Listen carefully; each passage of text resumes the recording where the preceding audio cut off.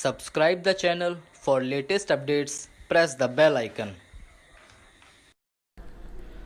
Get ready for the dictation at the count of 3, 2, 1, start. India's decision on Tuesday to block another 43 Chinese mobile applications hardly comes as a surprise.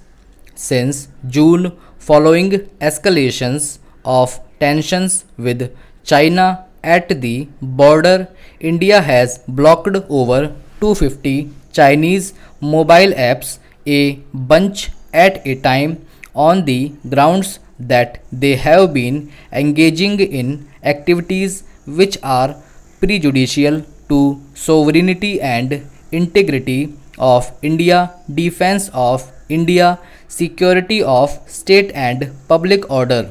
The latest instance of app blocking has come at a time when the two sides, while still talking, are struggling to come up with an agreement for disengagement along the line of actual control.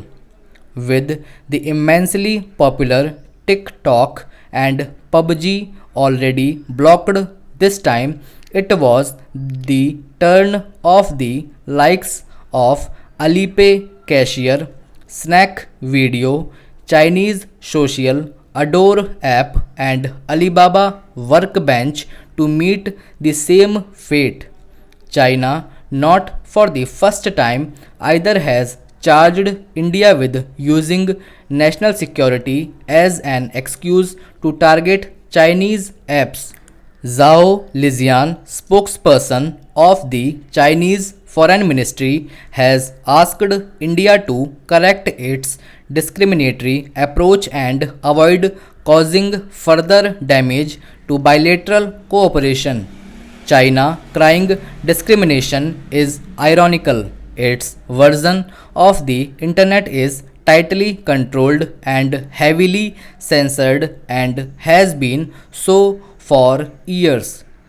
There may not be much to argue against decisions made on the grounds of national security, but the question to ask is, would this have come about if all was hunky dory between the two countries?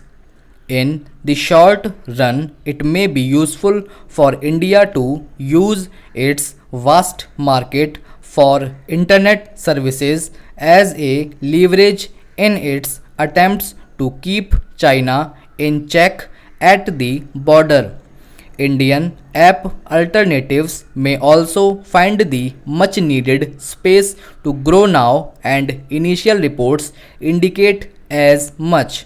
But there are a few risks with this approach, especially given India's global ambitions in technology. First, this approach runs the risk of triggering an unconventional battle between the two countries in the larger technology realm, if not in the larger business space. China, being an important player in the technology global supply chain, will be hard, if not impossible, to sideline. Second, there is a risk that moves such as blocking apps would be perceived adversely by global investors and internet companies. While it is true that there has been some pushback against Chinese companies and technology globally, India must stick to a rules based approach in regulating the internet. There is a need to implement the long pending data protection law.